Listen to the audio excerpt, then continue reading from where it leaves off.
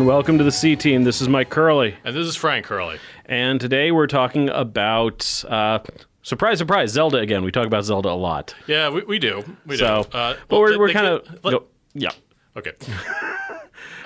We decided to challenge ourselves and not talking about comic books for once. And Or movies. And yeah, Black Panther did just come out. We both enjoyed it. But we're going to take a step away from Marvel. Stop being so interesting, Marvel, you jerks. Yeah. Anyway, we're talking about Breath of the Wild, and more to the point of Breath of the Wild, the gameplay of Breath of the Wild. And to kind of set this up a little bit, Zelda has always tried to be open world. The original game especially was open world as much as the NES could get away with, but it's become it's become more linear in the last few entries. It's become more sequential. I mean, you had like level 1, 2, 3, etc. in the first game, but it wasn't really enforced. More just suggested because you have the easier ones first. Yeah, the rule book said, don't do them out of order or bad things can happen, and that was a total lie. Yeah, I think it's more just you'll die more. Yeah, anyway, games like Ocarina of Time, Wind Waker, Twilight Princess, to a large extent became, okay, you go here first, NPC tells you to go here next. You could sequence break, but for the most part, you were supposed to go in that order. And the tutorials. Anyway, yeah, but Breath of the Wild, past the tutorial, is kind of go at your own pace in whatever direction, and it's been said that it's what they were going for with the original game, so it is kind of more Zelda than other games have been. So that's kind of what we're discussing: open world, linear versus open-ended gameplay. Well, I will like to point out that the one that broke the cycle, I'll point out as Link Between Worlds, which to me is more like a classic Zelda game because of all the gadgets you have, and top-down gameplay and all that. But both games do capture the spirit of it. It's like you're out in this open world, just vague hints of where you're supposed to go next.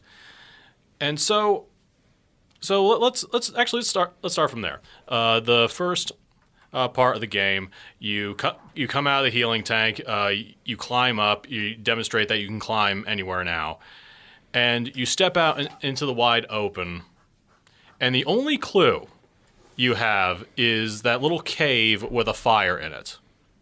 Mm-hmm. Meant to instantly, get your attention. And to a point, this first tutorial does keep you there, but it does really put you in the meat of it. Yeah, pretty quick, at least of what you will be doing, exploring. Yeah, and in a very organic way, it leads you to that first, touchstone of the old man in the cave with the fire. And it doesn't like Navi doesn't show up and say, "Hey, let's go check that out." Yeah. It's just, the game, you see it. It's a fire in an otherwise untouched natural landscape, and that's what draws your attention. And that's one thing Breath of the Wild does really well, is just naturally draw your attention to things, be it just a spot on the map that looks oddly shaped, odd things in the distance. The draw distance on this game, for certain things at least, is amazing. Oh, yeah. Where you can see miles away, you see an outcropping that looks like it's got something on it, and 99% of the time it does. Yeah. And especially, we'll touch on a more linear game later, but, it doesn't... Yeah, again, Navi isn't telling you, all right, go this way, and force you to, look at an object from a certain angle. Like, linear games will do that. This is impressive looking because it just lets you, find it. Like, for example, you could see one of those 3 big dragons at the distance at first, or you could do what I did, which was in a stormy night, go on the side of the valley right next to this waterfall, and suddenly this big golden glowing serpent thing comes up right in front of me. And that is one of the coolest things I've ever seen in a game. Yeah. Breath of the Wild really gives you the sense that you're discovering the world, where you see something in the distance and, it's not even attention drawn to it. It's not a cutscene that introduces the dragons. There's no cutscenes associated with them at all. They're just a magical creature you glimpse in the distance, and you can get some information about them from the lore, from people around the. They talk about them. They talk about them probably the same things you're saying. I saw this thing. I saw this big serpent showing up over the waterfall. What is that? Oh, I heard it's a dragon. And it draws you in much more effectively, I think, in that way by just letting you discover it than if, Navi popped up. Oh, that's Farosh. He does this, and this. It reinforces that these are like magical creatures of the land. Yeah. And, well, going to dragons, another great moment of accidental presentation, which open world game has, is when I first saw Nehru's dragon thing. Yeah. Nadra, I believe, is the name. Right. So I found this mountain on the map. I'm just like, you know what? I'm going to climb it. So I get up another mountain, and to get a better look at it, maybe even like glide into the side, and. Seeing the top of this mountain, I just see like this big purple, glowing Lovecraftian horror. I was like, is that where I need to go? Is that where I'm trying to go? And I look at the map and go, yeah. So I tried getting up there. I nearly get killed, so I decided I found a shrine nearby, so I teleported out of there. And then I decided to use like the scanning thing and realized, oh, that's one of the dragons. And that plus like the eerie version of their theme song, just like, again, no camera was forced in any direction. I wasn't forced in any direction, just, it made an impression on you. Yeah, it made an impression that just something is horribly wrong. And something was. Yeah. That's one of the greatest strengths of the game, is just being able to tell a story purely visually and from any angle. Right. Not, you don't have to go to anything from any particular angle. You can come up the back way to the Zora place instead of going up the river like you're supposed to. Instead, you can kick down the doors of Ganon's castle, or you can sneak in the back. There's infinite ways to do everything, but no way feels wrong. There's no way to go through the game that the developers hadn't anticipated and accounted for. Yep. Even if you just run naked at Ganon, the first thing you can do, the game accounts for that, and you can do it. And it's something that. What am I trying to say here? Good question. Yeah, I guess I'm trying to say that the game lets you take it at its own pace, at your own pace. It doesn't lead you by the hand anywhere. Yeah, and it's thoroughly open, in terms of, presentation. We'll touch on Half-Life in a little bit. But as far as storytelling, you're given, like, very vague, hints or vague objectives. You know what to do. You know what you ultimately have to do. But, they're very vague objectives, and, in a way, you're trying to restore the world rather than save it. Like, the calamities happened, for the most part. So you want to keep it from getting any worse, though. Yeah. So you given the broad objective of, okay, you need to take care of Ganon. You could do it now, or you take the steps to make the fight easier, and it's a very effective way to solve the ongoing problem that open world games have, is pacing in a game. It's pacing in story. Because, people want fast pace, but that's not really how you do a game like this. Yeah, a game like this, you do have your set pieces. So you get a story with the Zoras, a story with the Gerudos, a story with the Gorons, and a story with the Ritu. So, but as overall, you're allowed to kind of discover every other little story. It's more like a game of vignettes than it is of one big overarching story. Right. But, but the overarching story is there. And another great praise to the draw distance, Ganon's castle is always present, regardless of where you are. Yeah, it's an ever-present looming danger no matter where you are. And the great thing is, Ocarina of Time, you couldn't get in there until you hit the flags. Breath of the Wild, you could walk right up. Yeah. At any point, you'll get your ass kicked, but you can do it at any point. And I think that's kind of a more effective deterrent toward, or a more effective establishment of the danger of it, to just make it dangerous than to have like a story based, oh, there's a barrier here, you can't get through. Yeah. Yeah, the world is very consistent, and no unseen barriers. Is just like, oh, you could if you want. You moron. Yeah, the only real limits to getting anywhere are the very edges of the map, because the world does have to end somewhere, and just your ability to climb. Yeah. And that's a bold move on Nintendo's part, giving you that much room to play in and producing no barriers, because they were committing to, making everything approachable from every direction. Yeah, and I will actually. Now would probably be a good time to compare to a more linear game. Some would call this the gold standard of linear storytelling, Half-Life. And Half-Life and Valve is very good with this, especially with linear games. Just giving you set pieces as you go. Like you're walking through there and you hear little tidbits of the plot, like we're unsure about this. We want to get a good analysis of this, MacGuffin and whatnot, and other set pieces. Half-Life and Half-Life 2 are very big on set pieces that are through the character's eyes. Right. I think from this time you start the game to the end, you are never outside of Gordon Freeman's head. Right. So it's presented to him in various set pieces and action that he's observing, but maybe not necessarily able to intervene in. Right.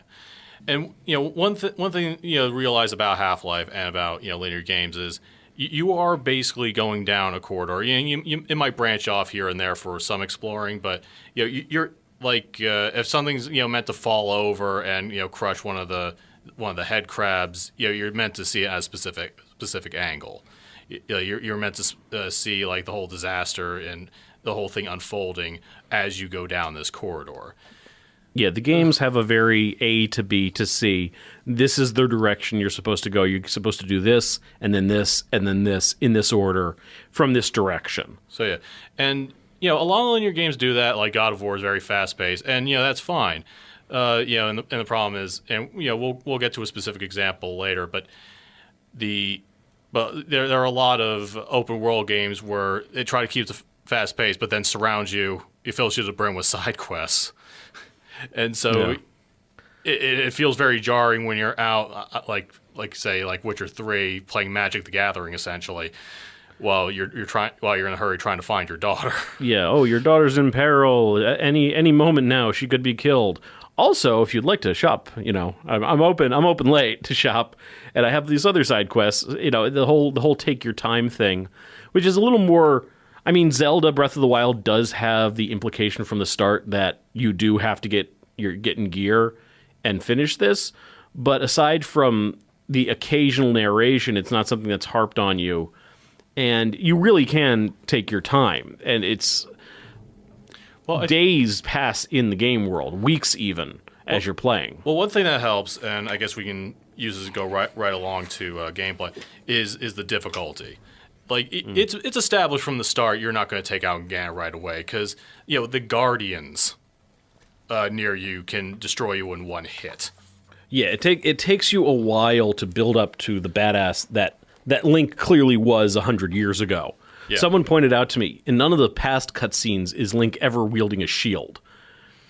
Because he didn't need it. Yeah. Like, there's cutscenes like he's taking on entire fields of enemies that you want to isolate and take on one at a time. So with the clear implication that back in the day, Link, it was probably the only reason he didn't finish off Ganon at that point was he was busy trying to protect Zelda. She wasn't in the if he didn't have to worry about her, it would have been no big deal probably. Yeah, but gameplay wise, it really is the open world game that I've been looking for a while. Like in an Elder Scrolls game, you a lot of times you can take on a task however you want, but then you have to level it up, and eventually you'll just let go of certain skills. But in this game, you always have stealth regardless of what you do. You always have heavier armor and just straight up combat. No matter what you do. Yeah, there's no part of Breath of the Wild where you're like, okay, I'm done using the bombs, or I'm done using this skill. I'm never going to have to do this again. Throughout the game, there is always a need, or at least an application for most of the things you have. Yeah. The only thing you don't really need to do is throw weapons. Yeah, I never really found a use for that myself. Even the boomerangs, because you have to hit the button to catch them again, or they clobber you. And some of my favorite parts are the little skull fortresses, because usually you can like see them from top and go, or not even the skull fortresses, the regular fortresses where you can look at it from a distance, and there are times where I realize, okay, I can't sneak into this. So I go in, put on heavy armor, fly in, get slow motion headshots, quell their numbers a bit, and then try to fight off the rest. Yeah, and that's the thing. You don't even have to go through those. They're dotted around the landscape almost more as a landscape set piece than as a challenge. They're there, but you don't have to go anywhere near them. You can live and let live if you don't feel like using up your time and resources. So it is interesting where it presents enemies that you don't necessarily gain anything from taking on. Right. You could get more stuff from it, and again, you go in from above, bottom, or just Leroy Jenkins it. Yeah, the game allows you to take basically any challenge any way you want. Yeah. I mean, some of the bosses and stuff you have to fight directly, but everything up to that point, it's a contrast with Zelda games, the dungeons in the past, where the dungeons may have had multiple routes, but there was like one sequence where you can go through and hit every room and get everything. Whereas the divine beasts, and to a lesser extent the shrines, you're given a lot more leeway in what order you tackle the objectives and how you go about doing them. The game is very big on just the results matter. There are some shrines where you can just finagle yourself and blow yourself up and hurl yourself over that last fence. Yep. without ever actually doing the puzzle, and the game still lets you finish it. The game is very much just get there.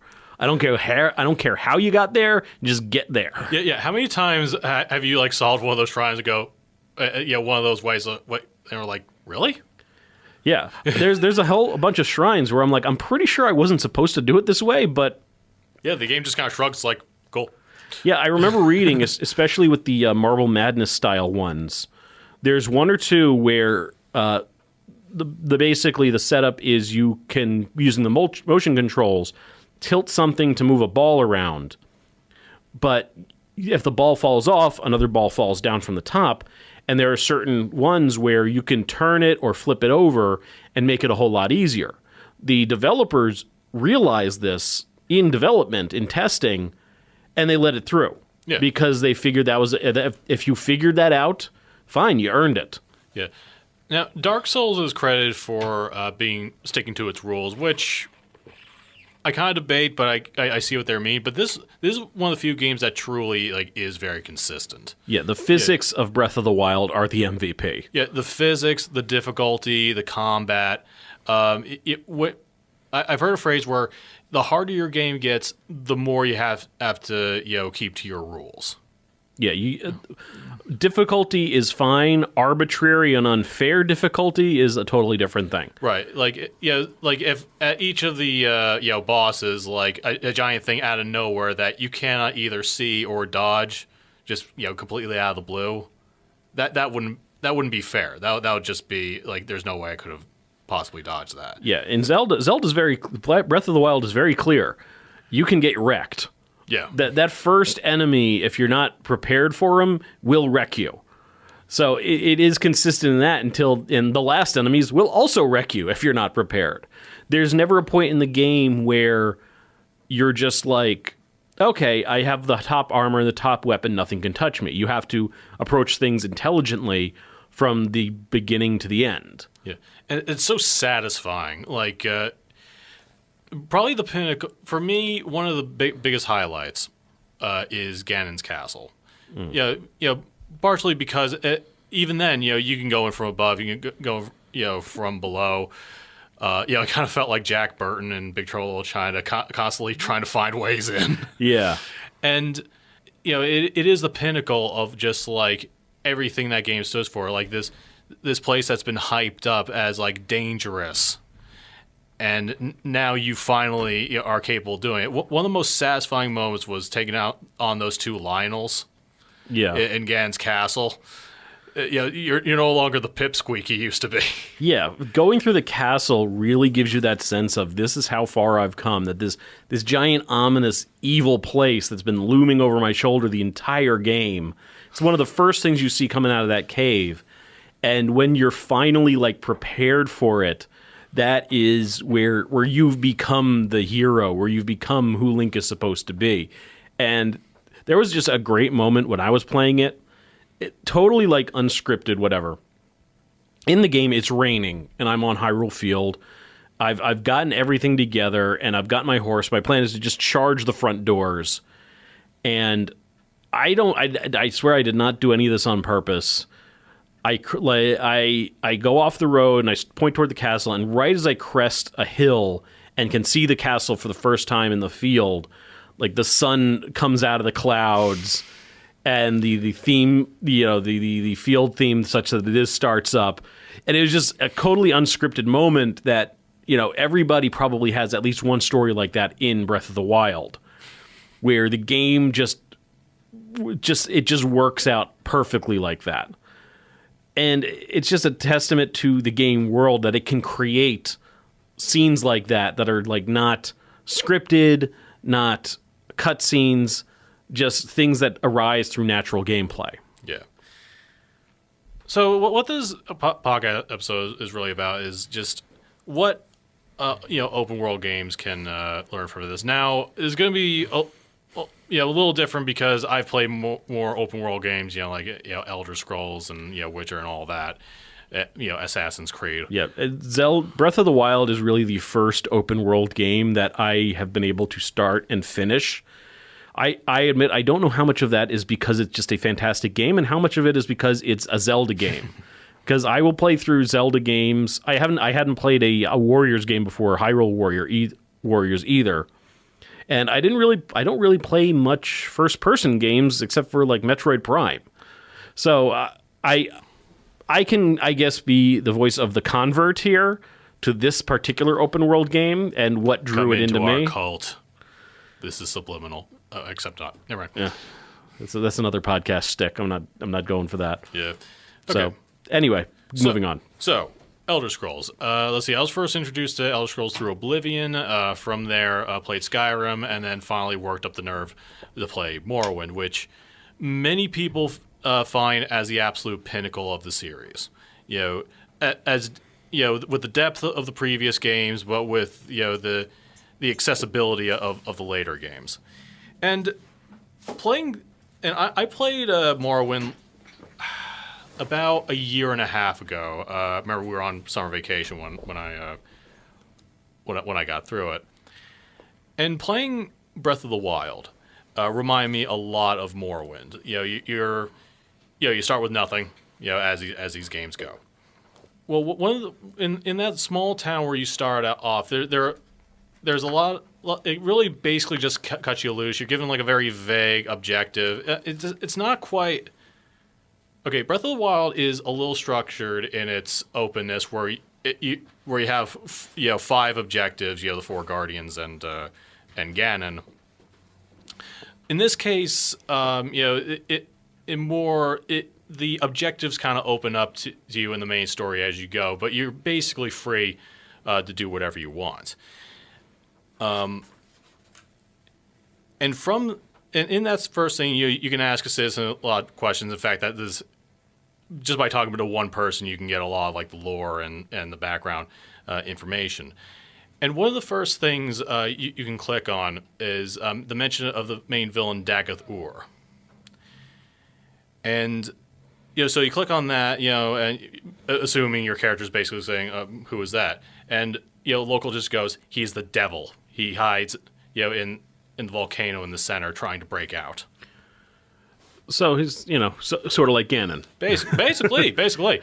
And so from that point on, you're given like this very, very ominous, very clearly, in Ancient Evil, just he's the devil. He is just like it's very clear that he is a threat that everyone in this town fears, in this province fears. And even looking at the map, you could see, you kind of flesh it out. You kind of give him like a vague like seismic map of the place, which gets more detail as you travel. But every time you open that map, and keep in mind the draw distance is pretty short. This is 2002, and the developers were already focused on so many aspects of the game, and the draw distance had to be sacrificed a little bit. Well, that's a technological thing. Yeah. You wonder why so many PlayStation games had a bunch of fog. That's why. Yeah. So, but always on this map is just this black pit where the center of this volcano is, which is the very center of this island part of the province. So like Ganon's Castle, it is a constant presence. Ash storms happen. From the volcano, and again like Ganon. And just a constant reminder, this is the main objective. This is the thing looming over everybody's shoulder. Not actually kind of like the moon in Majora's Mask, too. Yeah. Actually, Zelda's kind of good at that, aren't they? Yeah, Zelda's good at reminding you what the stakes are, basically at all times. Well, in some of the games, anyway. But in gameplay-wise, it is hard at first. In fact, you're going slow as a snail, so you're going to kind of have to run and jump constantly just to level that up. Doing jumping jacks outside the dungeon. Essentially. Well, a mix of jumping jacks and skipping. That's how I imagine it. You got to diversify your cardio, even in the medieval fantasy worlds. Yeah.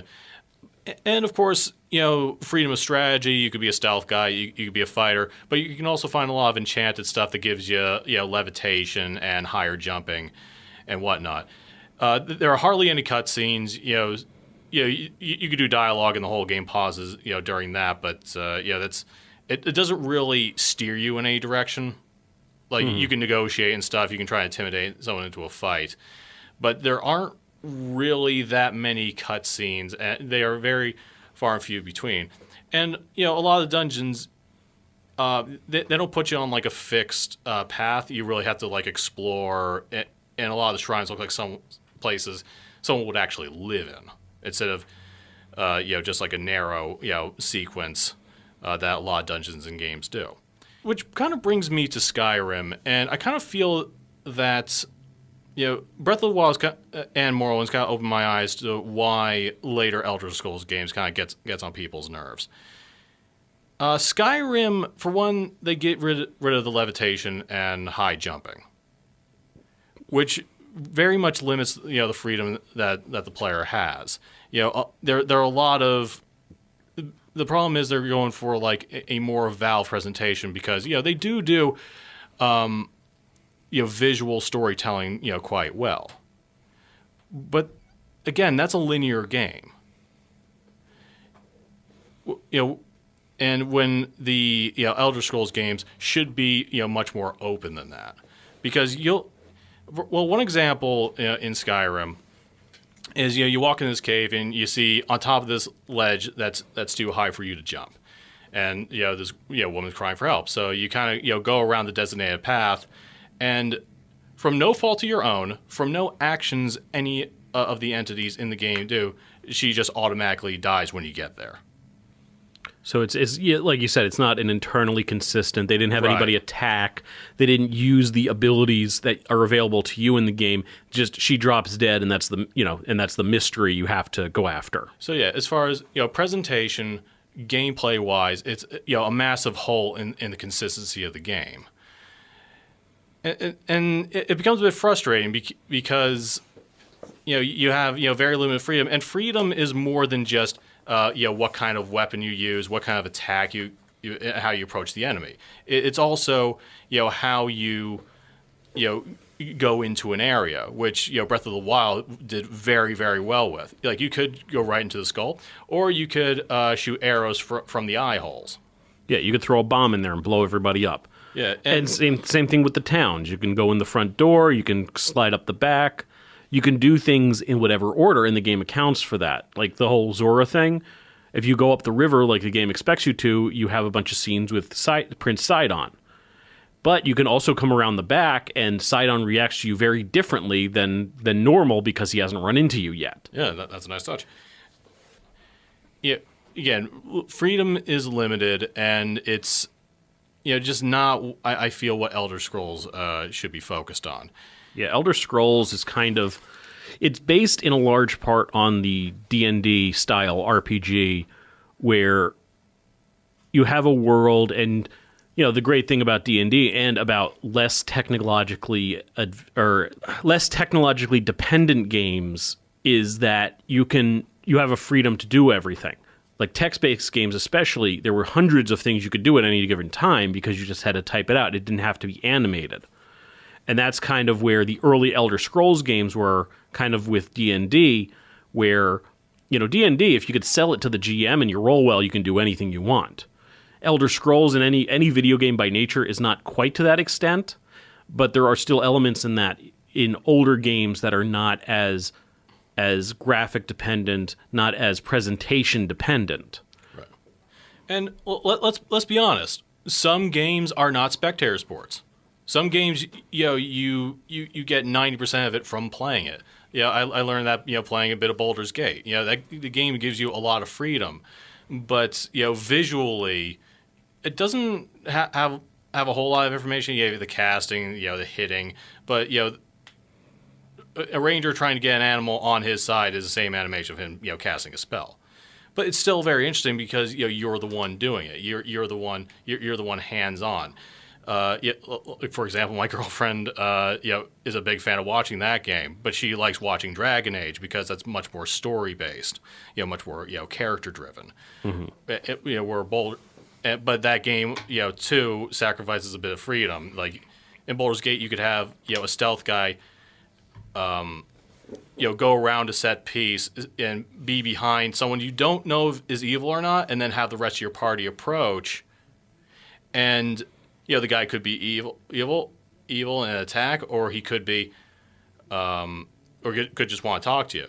But if he is evil, if he does want to attack you, you have the ranger in the back ready to strike him.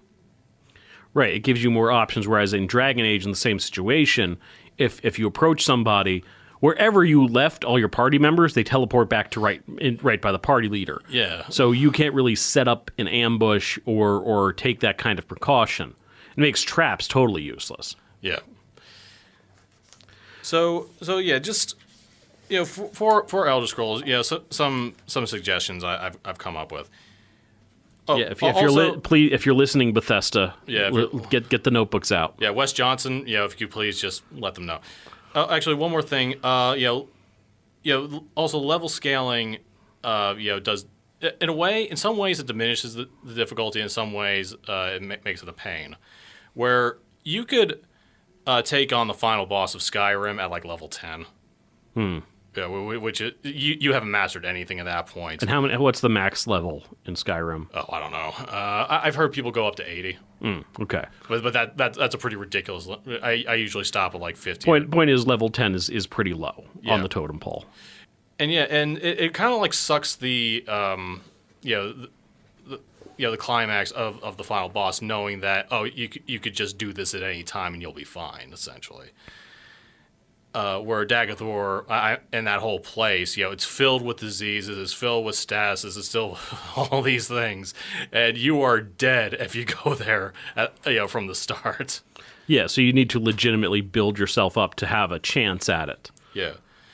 Where, in Skyrim and Oblivion, you basically, I mean, it'll take a while to get there because there are long stories, but like, you don't have to level up at all for the most part. So for the next Elder Scrolls game, Bethesda, I have some suggestions for you.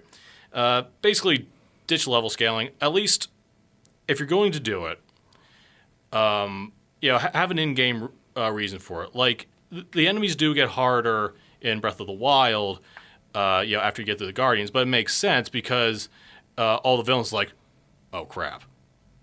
Or we need to step up our game a little bit. This little guy's... And as Ganon is getting closer and closer to breaking out, he's extending more of his influence on the world out there. Right. Like the whole thing with the Blood Moon, it refreshes the enemies, and that's when the new set of enemies comes out. Yeah. And, don't come across... Don't give us, like, cutscene after cutscene. You're not Valve. Linear storytelling should not be your thing. It should be, like with Zelda, you should be able to discover from any angle. Bring back levitation. Like, maybe you won't make a good cutscene out of it, but that's not what this game's about. Give the dungeons more than one way to get in. And I hope I'm getting my point across. Like, I know you're kind of a stranger to. No, you are. Yeah. But remain consistent with the rules. Allow us to rescue people because that's fun. And Basically, a lot of what you're saying is kind of make the game more like. It keeps reminding me of D&D. One of the big things about Dungeons and Dragons is there is very little in the way of a GM can be arbitrary whenever he wants, but the way things are supposed to be set up. The villains you fight, the situations you come up with are all based on the same rules you yourself are using. So that's the kind of consistency that would make the game more immersive, where it's, okay, that guy is not this tough just because he's got a name and he's got these powers that I can't get to. It's because, I recognize those powers he's using, and in that context, you can recognize how powerful they are. If you know that Fireball is a spell you only get at 5th level, and you're only 2nd level, and you see a guy firing fireballs off, that's a visual clue like, oh, that guy's pretty tough. I got to be prepared for this. Yeah. As opposed to, totally arbitrary. He has Fireball because because the game just decided he has Fireball, and you don't have that kind of context for it. It loses something. Yeah, and well, actually, one more bit of advice: you don't need voice acting for everyone. It is easier because when you have more voice acting, that's more memory it takes up, and when you do more voice acting, that's less outcomes to a quest you can give, because it is easier to just type something down and maybe just change someone's disposition of you than it is to voice act every single thing. I mean, voice acting is important for the proper scenes, and Witcher 3 has a lot of voice acting, but that's not really like a custom character at all. You're doing everything that's within the capacity of that character, rather than like you could take a job. Geralt might have legitimate reasons not to take a job, but in something like Elder Scrolls, where you're starting a character from scratch, you do have to sacrifice some voice acting. Zelda doesn't. This is the first time we really had voice acting in a Zelda game, and it's used very sparingly. Yeah, it's used very sparingly, and from there, and as a result, you have a very flexible game.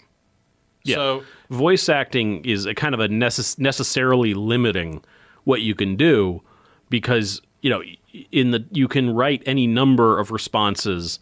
Recording them all is an extra expenditure of time and money, especially if you want to actually give different characters different voice acting and not just Wes Johnson voicing the entire country. Yeah. 1,000 pages in Word will take up far less space than 1,000 minutes in voice recording. We know. Yeah. And so Elder Scrolls, just what to do. I hope. If they're listening to us, they do. Listen. So, I guess we're also kind of looking forward to the next Zelda game, which let's be real here. That's going to be a tough act to follow. I think Nintendo should not try to necessarily top what they did with Breath of the Wild, because that's going to be a losing proposition. Yeah, like I don't necessarily think that Majora's Mask topped Ocarina of Time, but it definitely did so many things differently, but that's still very engaging. Yeah, it's considered as good or better by a lot of people, but that's largely, it's kind of like Alien and Aliens. Yeah, it's opinion-based, basically. Well, no, I mean, James Cameron, when he took the helmet for Aliens, didn't try to remake Alien. Right. He took the same characters and world and did a whole different thing. And I think that's kind of what I expect / hope Nintendo does with the next Zelda game.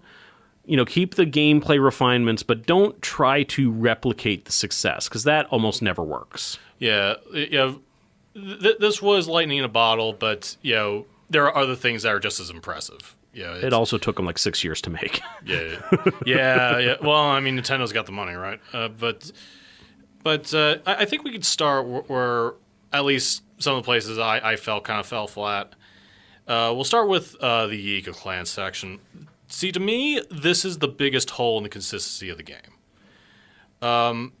See, when you approach the Yiga clan, you're constantly being ambushed. So that's a visual cue and a gameplay cue that you can't sneak up on these guys. They're ninjas. What do you expect? Yeah, it's like you're constantly being attacked. They're ambushing you, and after this, they're still ambushing you. Like, these guys hound you through the entire game, and for the most of the encounters, they kind of trick you into getting close, which I thought that was a pretty cool way to present it. That you just run into this random traveler, and then he's trying to shank you.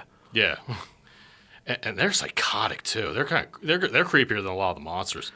Yeah, and I also I did like that there was like a human faction on Ganon's side. I thought that was an interesting wrinkle, because that's not something that's present in any of the other games. No, even in Ocarina of Time with the Gerudo, they are not really. I mean, Ganon's their king, but they're kind of about him. So when I was finally given the assignment to go and beat the crap out of them, I was thinking, okay, can't sneak up on these guys, so I leveled up my heavier armor. And just got ready to throw down, and then we're forced. The one forced stealth section in the whole game, where it's like, okay, we can sneak up on these guys now somehow. And the thing is, these same guys, these specific models, these guys do ambush you afterwards. So I don't know what what they're talking about. I don't think it's an can be ambushed, can't be ambushed. I don't think that's the biggest deal here. Well, it is their home. Yeah, well, there could be a lot said versus they're on offense versus they're on defense. They're going out to get you. They're not necessarily expecting you to come in. Yeah. But anyway, I think the big issue here is more that you, like other places where you might want to stealth, if it fails, you can fight your way through. Here, you get one hit killed no matter what. Yeah, even with Mifa's grace, even with all the fairies in the world, in your pocket, somehow. Yeah. Yeah, this is the one place the game forces you into a tactic that it is jarring in that sense, where it suddenly becomes Metal Gear Solid, and in other places you can try stealth, and if that fails, you can still fight your way out on more or less even terms. Here it railroads you into stealth, and which is jarring in a game that has gone out of its way not to railroad you up to that point. Yeah, and the thing is, stealth for the rest of the game, even when you're caught, is still fun because you're still able to fight, even though you're going uphill as far as odds go. And yeah, it's just so that's a low point of the game. I think if I were making the game, or if I were suggesting anything to Nintendo, I would have kept the stealth mechanics the way they were. You can still ratchet up the difficulty. Make them some of the harder enemies. I would, if you filled that place with all the high level Lionels, I probably also would want to sneak and avoid their attention. Yeah. And they don't have to one hit kill me to do that. Yeah. So yeah. And now, weapon degradation. I would not have missed it if it was gone myself. This is a point of disagreement a little bit between me and Frank, where I'm not a big fan of weapon degradation, but I think in the context of the resource management that is the world of Breath of the Wild, it makes sense thematically and practically. I would have at least liked to be able to repair the equipment myself. Because it'll still, keep it in mind. The thing is, stuff like, the firebrand stuff, I almost never use because, I might need it. Because, I might need it later. Or there are plenty of those around, though. But it's not really something you can count on. Actually, there are places where they spawn specifically. And some of the weapons of the champions, you can go back to their towns and get replacements when and if they break. So there is for some of the weapons, admittedly, some of them there are a very finite amount in the world. I think the wooden weapons, there's only like 3 or 4 of each. So yeah, there are some that can be lost forever. Yeah, but the wooden weapons. But the common ones, the common enough ones, I think they're common enough that I was never hurting for a sword. There was plenty of those around, and I usually upgrade by whacking something bigger than me and taking whatever it had. Yeah, I don't know. All right, I should probably point out, as I go through these, cons, none of these were game breakers for me. But frankly, I would have preferred, like with the armor and stuff like that, crafting weapons. Myself, I think I would have preferred that. Like weapon degradation, I play a lot more games with that, and the way I've seen degradation is either a negligible, armor tax for the most part whenever you go and sell your stuff, or like Oblivion, your weapons are made of cardboard, and after every single fight, you need to repair it. And probably the only time weapon degradation didn't really bother me that much is it didn't bother me, and I had to keep it in mind, is in Monster Hunter, where you build these weapons from scratch, but you can do like quick on field maintenance in between encounters with the monster. And maybe it's the animation, maybe it's just part of the resource managing in that game that I like, but it's just like, all right, he's gonna run away. All right, we're tracking him. Here, let me get these scrapes out. I don't know. That game is kind of an anomaly for a million reasons, but personally, I think with Breath of the Wild, it all ties into the scavenging the wild aspect and theme of the game, where this is not a Link who he's not a blacksmith. He's a hunter and gatherer. He is somebody who uses what's available in the world around him to the best of his ability, not necessarily somebody who who crafts things and gears up in civilizations. He's very much an outdoors survival hero. But then he is buying equipment and upgrading them. Like he is doing that to a point. To a point, yes. But I think the weapons, everything that's consumable is stuff that he can find on his own and cook and things like that. Yeah. I think the degradation and having to scavenge weapons works within that framework and theme. Yeah, and we're never going to agree on this, so might as well just move on.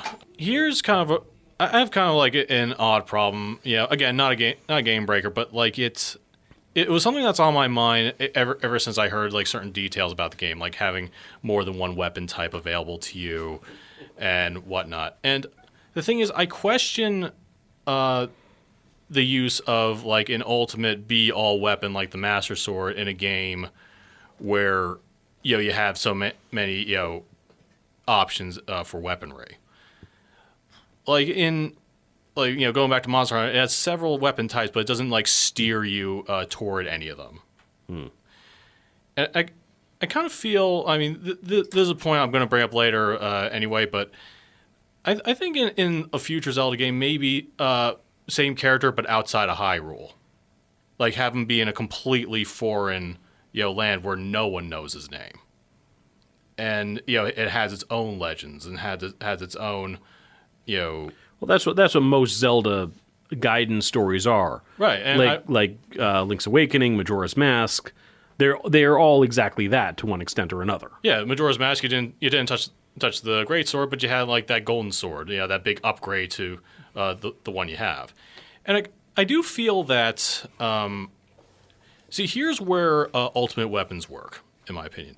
It's when there's only like one mode of attack, and you have like one weapon that you upgrade over the course of a story. To me, that's when ultimate weapons work, especially in games of higher difficulty. Like in Link to the Past, you have like the one sword, then you get the Master Sword, but you can upgrade that twice. Or in Majora's Mask, you said, you upgrade the sword a couple times.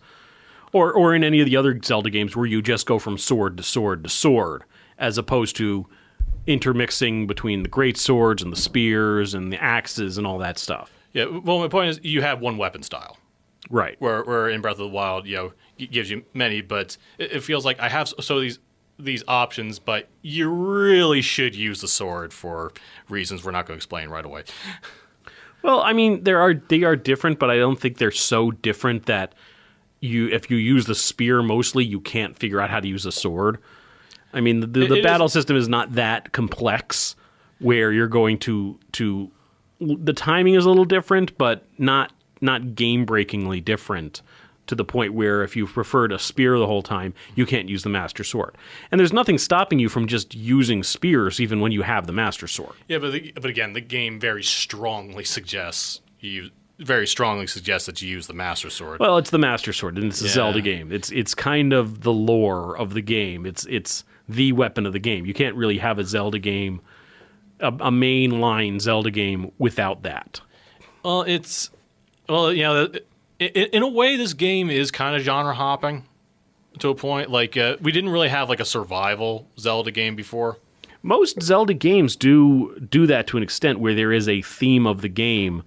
Like Wind Waker, it was the boat. Twilight Princess, in a lot of ways, it was the horse. Where the game has a structure to it. Skyward Sword, it was exploring the world below and flying. So that in itself isn't different. That this has a totally different gameplay structure. I still say this is more of a genre hop than usual as far as the main games go. Yeah, yes, to an extent. I think as we've discussed before, Zelda's always been going toward an open world more and more since Ocarina of Time, I think. Honestly, I found them more and more structured after that until this game. Yeah. What I mean is that it's giving you bigger and bigger worlds to explore. With each game, and this is the first time that the technology has been there to support a fully open world like in Breath of the Wild. Yeah. To an extent, like the N64 did not have the power to present a world that you could explore every inch of. It was just not, the cartridge just wasn't big enough. Yeah.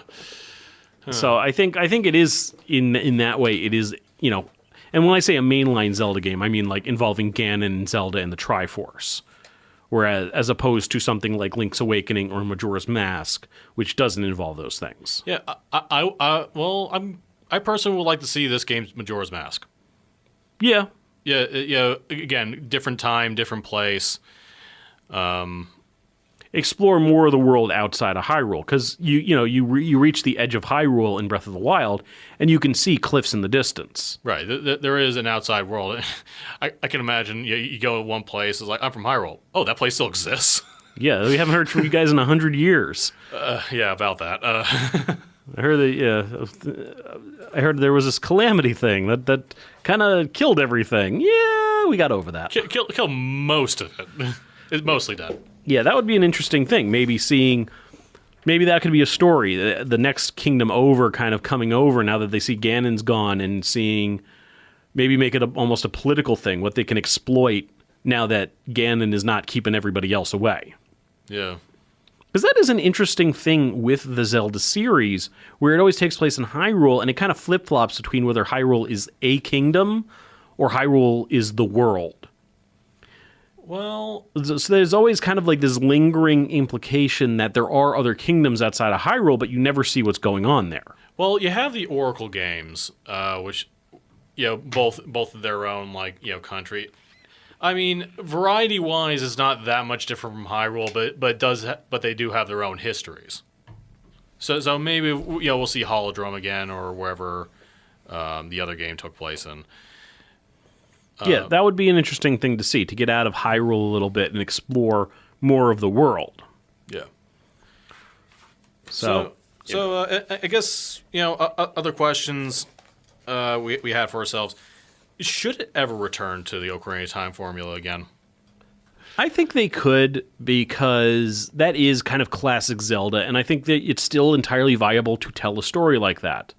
I wouldn't mind seeing like a structured Zelda story again, because I like those kinds of games. I would like to see maybe they can do that in the sense of a sequel where it's more rebuilding Hyrule, where where you've explored things, so it's less about unlocking the world and more about going through and seeing the world progress. So yeah, I can see them. I wouldn't mind seeing another more structured Zelda game, because as I said before, Breath of the Wild, I don't think they're going to be able to replicate that same success with the same type of game. I think they need to do something different so that it's not just an underwhelming copy. Yeah. I mean, I still say that they should, what I like about this game, it cuts you loose early, but it doesn't have to be a survival game to do that. Like, Skyward Sword, I kind of felt kept holding you back for a very long time. Twilight Princess had the same problem before cutting you loose. So whatever genre or whatever type of game, Nintendo wants to make, I hope they just go. Just, go, explore. You might need bombs, you might need a hook shot, or you might just need to climb, but just go. Yeah, I would think that the open world thing, it did work. I would not mind seeing, elements of that continue. I just don't think that they're going to have the same success if they basically try to remake Breath of the Wild. Yeah. I would like to see more stuff in that same world. Maybe, there's the implication at the end that, Ganon, he always comes back. So maybe another go-around where he does come back and like almost a war game. I don't know. There's a lot of ways they can go with it. I just hope they don't try to replicate the same success, because that never works out. Yeah. Also, I really like it to maintain the difficulty. Yeah, the difficulty was pretty even. There were very few parts that felt they were too hard or too easy. The game was very consistent in the level of challenge. Well, I felt it was consistently hard, like especially when you get to the Lionels, and when you're surrounded, you can be screwed sometimes. But I always felt that especially in games like Demon Souls and Dark Souls, that's what gets you to level up. That's what gets you to find better equipment. Twilight Princess's problem is, I always felt, was you're given all these techniques and very little reason to use them. Yeah, the top was very situational. Yeah. Well, you have that, but I mean specifically like combat. Like, the quick draw is fun, but I kind of felt like the enemies were already like easy enough to take down the traditional way. Yeah, that was almost more of a style thing than an actual useful gameplay thing. It's more like I'm collecting, things rather than finding stuff I think I would actually like need. Mm-hmm. And what Breath of the Wild does right is I kind of felt I needed every upgrade I could possibly find. Yeah, you really do. Yeah, but yeah. So, and stealth mechanics. I would like to see at least another game, do it like this. I mean, it doesn't have to be in every Zelda game, because this is for the most part. I mean, Wind Waker had a bit of stealth in certain areas. Ocarina of Time had a bit of stealth. In one area. Yeah, or no, two with the Gerudo. Two. I remember that part pretty fondly. Yeah, well, this is the first game where like stealth is an integral part of the gameplay, to the point where they give you like a sound thing, like a sound wave form, to show how loud you're being at any given time. Yeah. So yeah, I wouldn't mind. You know what would be kind of cool? A Zelda game that even focuses on stealth, where you play as Zelda or Sheik at points, because she's kind of a ninja, and I would like to see that. I would like to see more of Zelda as an active participant in the quest. Not that I don't like Link, but I would like to see that. I would like to see Zelda more developed, more active, with more of a role than to be rescued or to provide backstory.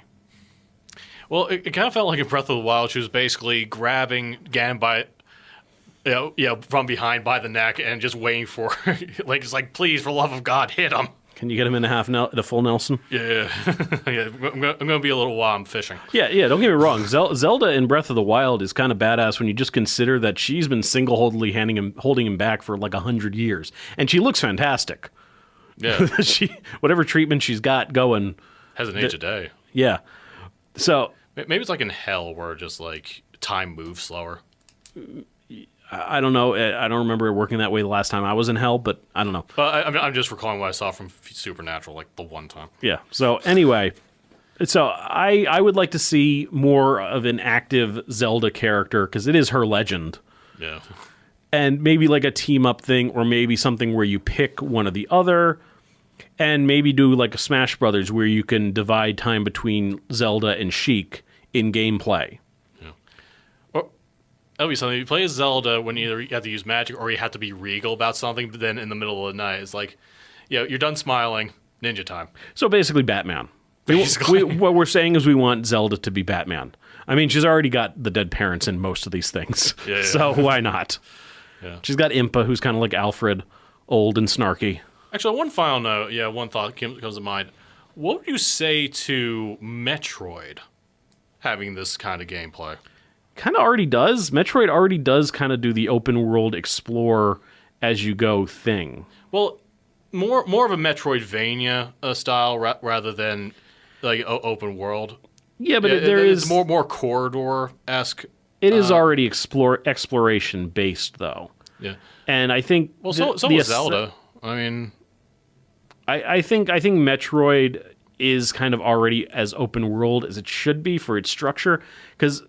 It is kind of, like I said, it's exploration based. The corridors are smaller, but there is still, I don't know. I don't see it working as the way Zelda does. Well, I think there's just the structure of it doesn't quite fit. Well, imagine if you had like access to your ship and stuff like flying around. Maybe like have like the open world on top and like an underground city or like land underneath.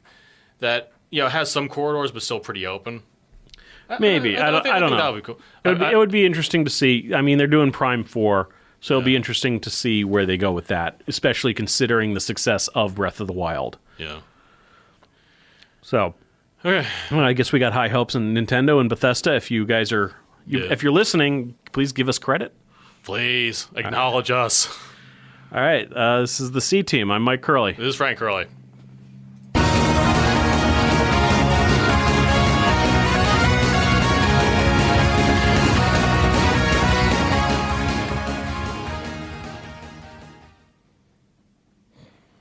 I think they could.